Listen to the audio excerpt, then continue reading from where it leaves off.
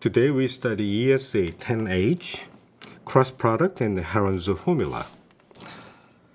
Consider direct product of two vectors A and B. To simplify our analysis, we restrict ourselves to the two-dimensional Euclidean space.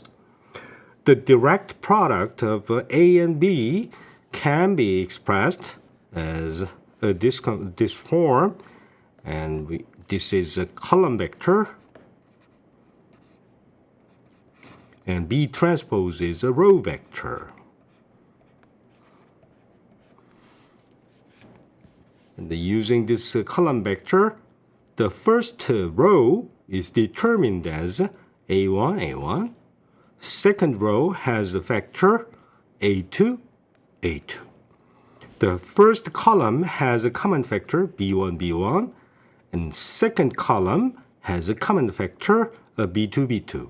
So this is a way how to construct the direct product out of two vectors. This matrix can also be expressed as ij element is identical to ai and bj. In a similar manner, the transpose of this, we need to exchange the two factors and take the transpose. So A column vector is transformed into row vector that is A transpose on the right side, and left side, this B transpose, this row vector's transpose becomes the column vector. As a result, matrix M's transpose is this.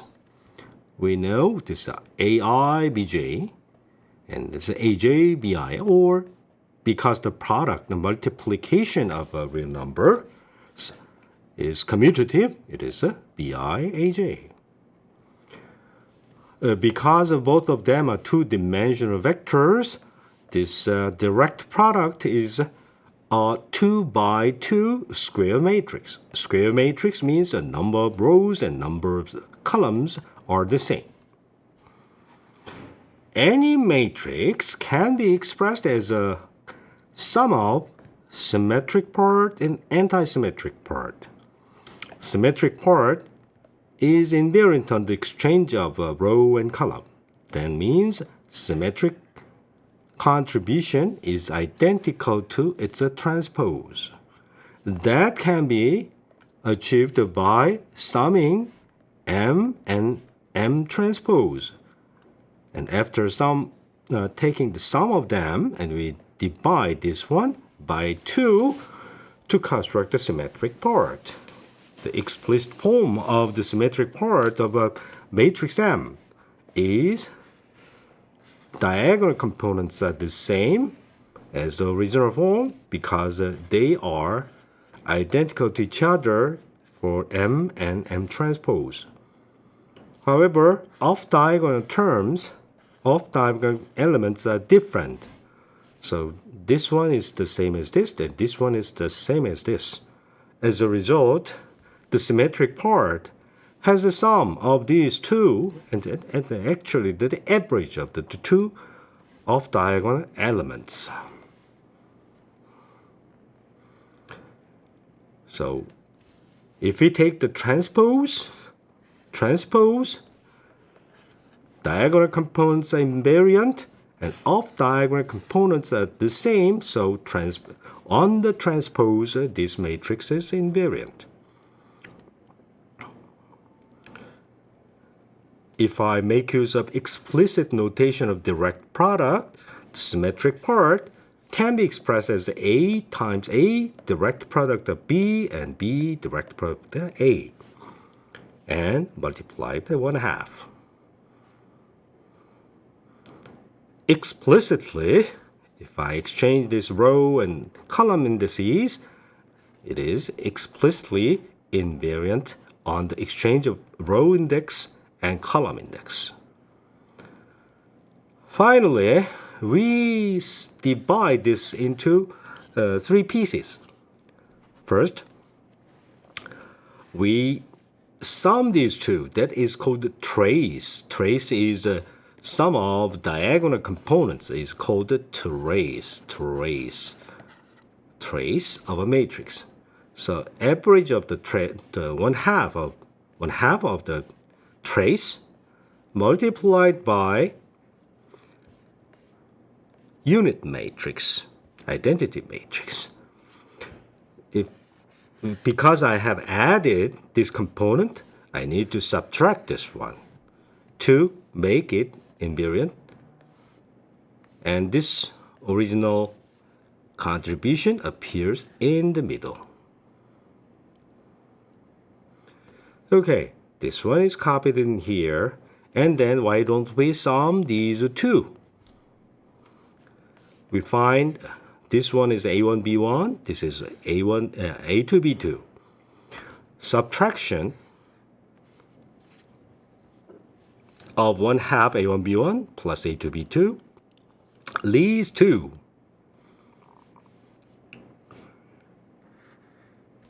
this 1/2 A1, B1, this one, and this one. After sum, it becomes 1/2 A1, B1 and minus A2, B2. By the way, the 2 elements, we have a flipped sign. Okay, the opposite in sign. What about the off-diagonal contributions? Off-diagonal contributions, they are identical to each other. So we factor this 1/2 A1, B2 plus A2, B1 out. And we have off-diagonal components, 1, 1. This is the most general form of the symmetric contribution. By the way, we are familiar with this notation. What's that? This is the scalar product of two vectors that are placed on the xy plane. All right, so we have 1/2 A dot B, and this is identity matrix. This one is factored out, and we define this matrix to be sigma 1. And actually, sigma 1, sigma 2, sigma 3 are defined by Wolfgang Pauli, and who introduced electron spin, who actually discovered theoretically the electron spin. And this is called Pauli sigma matrices. Sigma 1, sigma 2, and sigma 3. All right. And then, what about this? This matrix is identical to this. This is called sigma 3. All right. In general, we are working on the two-dimensional Euclidean vectors, but in general, we can extend this one to three-dimensional vectors.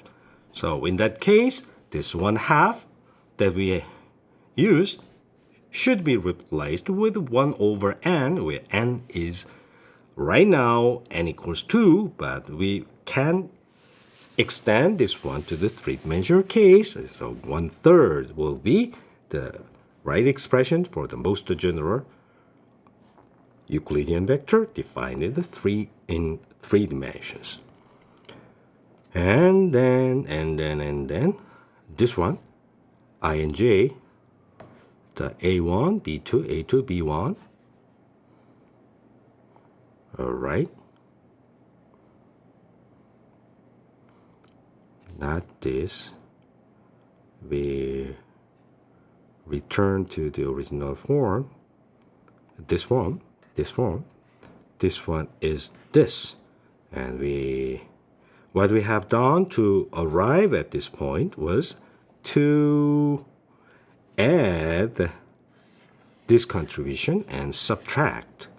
And this middle contribution is the original definition of the symmetric part. All right. So this is this, and this one we have added and subtracted. The matrix form and ij element of that symmetric matrix. So we have analyzed the contribution of the symmetric part, and why don't we consider the anti-symmetric part? Anti-symmetric part is its transpose is the same as A except for the negative sign on it. So we shall find A's transpose is negative of A. In a similar manner as we have obtained for the symmetric part, that is M plus M transpose, now we replace this positive sign to be the negative sign. Then the matrix is completely anti-symmetric.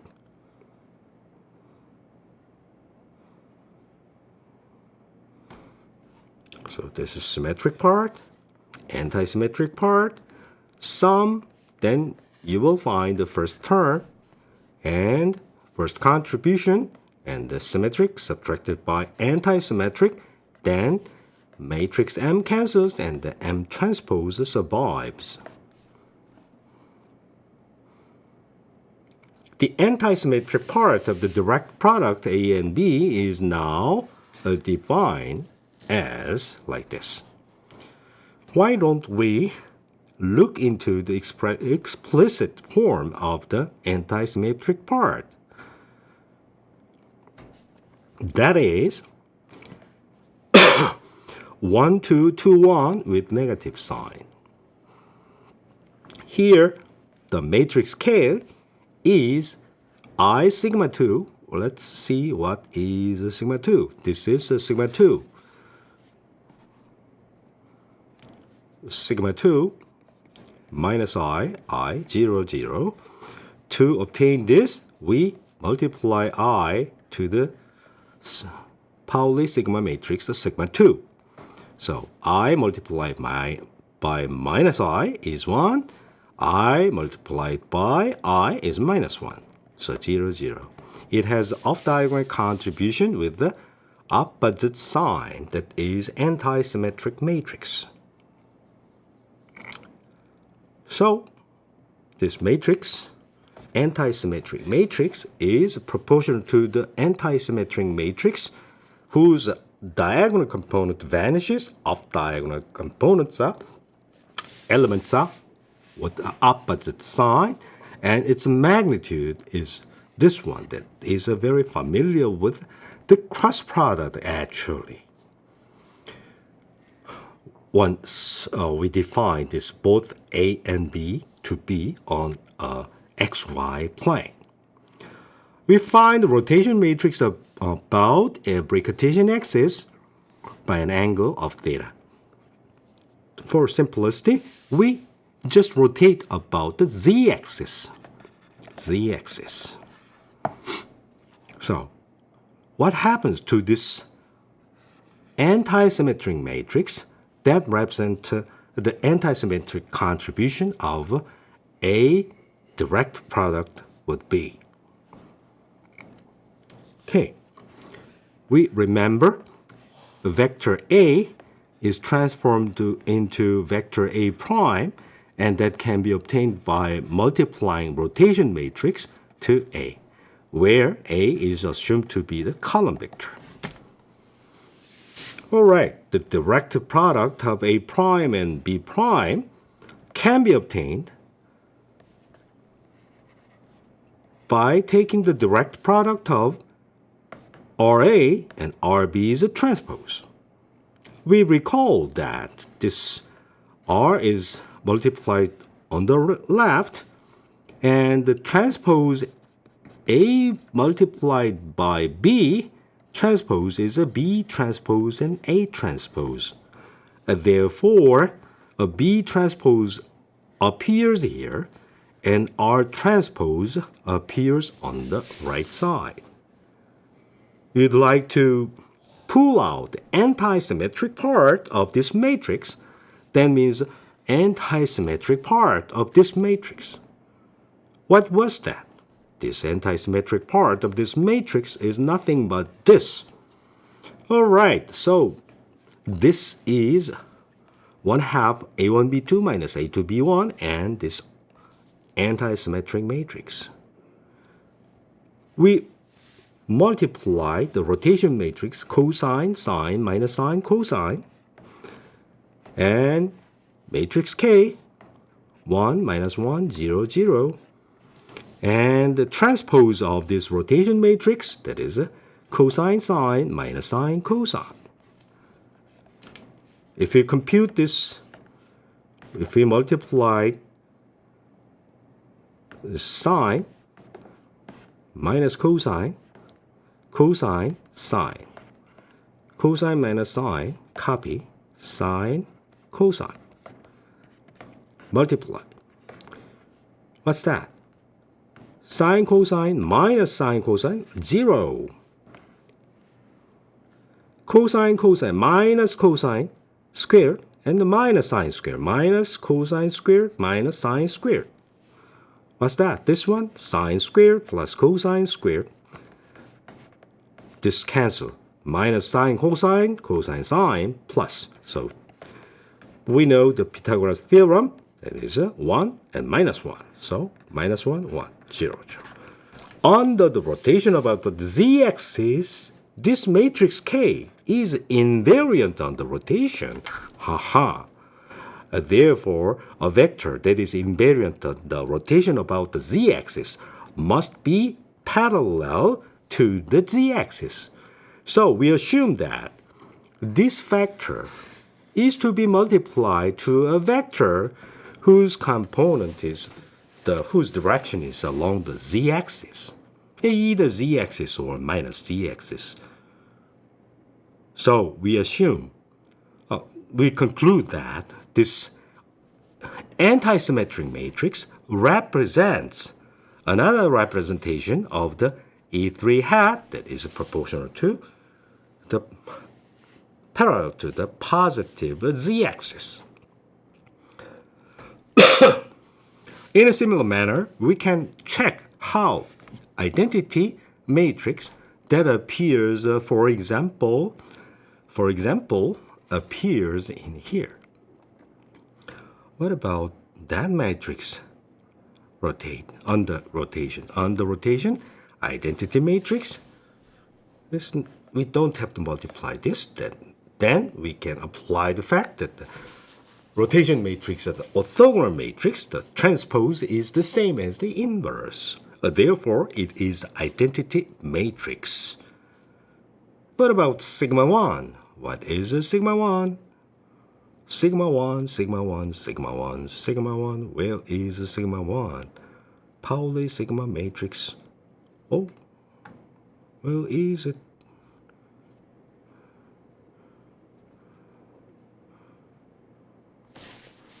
We are lost.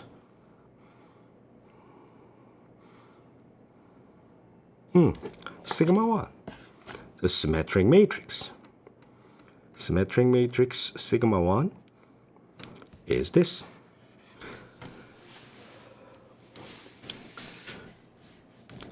We multiply rotation matrix on the left and its inverse, that is transpose, on the right side. Finally, at the end of the day, we find the expression is a very, very special.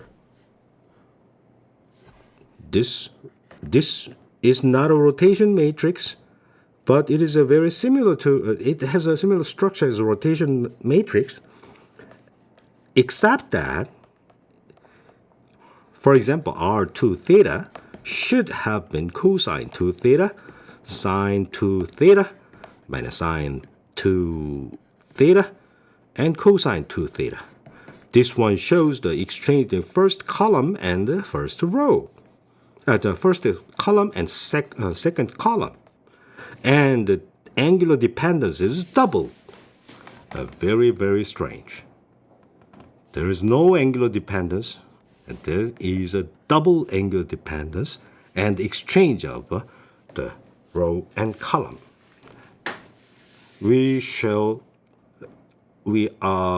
I don't really know whether we deeply studied this one in this course or not.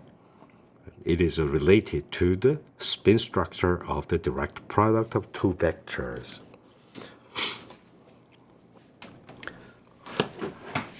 Now we check I sigma 2 that we already studied. It is invariant on the rotation about the z-axis. And what about sigma 3? Sigma 3 is a diagonal component with a negative sign on the 2 element. The final result shows it is cosine 2 theta, sine 2 theta, and the sine 2 theta minus cosine 2 theta. Structure is a little bit different from the usual rotation matrix. However, the angular dependence is doubled, so it has a very special feature. In fact, we have 3 times 3 is 9. Each vector, A vector, B vector, has the 3 vector indices and 3 vector indices, and we end up with 9 independent variables. But they can construct some scalar that is invariant on the rotation, and it may have a pseudoscalar that is proportional to the A cross B that has a component. This is a scalar that means A dot B. This is relevant to the A dot B that is invariant on the rotation, and A cross B that is anti-symmetric, but it is invariant on the rotation about the z-axis only. If I rotate this vector about x or either x or y, it has some changing contributions. Anyway, this is a vector whose components there are 3 components, and we end up with additional remaining 5 additional contributions, and actually that is related to symmetric part. And actually, this is a symmetric, so this is a traceless symmetric part. In fact, in particle physics, it is related to scalar and the pseudo vector, the axial vector, and this is a tensor whose angular momentum is 2, angular momentum is 1, and angular momentum is 0. So it is too difficult for us to study this particle physics. Let me just pass. Finally, if we restrict ourselves on the 2-dimensional Euclidean space, the A cross B seems to be plausible to be defined to be A1B2 minus A2B1, and it is proportional to the Z component. It will be generalized to the 3-dimensional case in this form that we usually memorize to compute the cross product. Okay, finally, the area of a parallelogram spanned by 2 vectors A and B can be expressed as magnitude of A, magnitude of B, multiplied by sine theta, where theta is the angle between the 2 vectors, and sine theta is always expressed as the square root of 1 minus cosine square theta, and if I pull this one inside the square root, it is A squared B squared minus A dot B squared.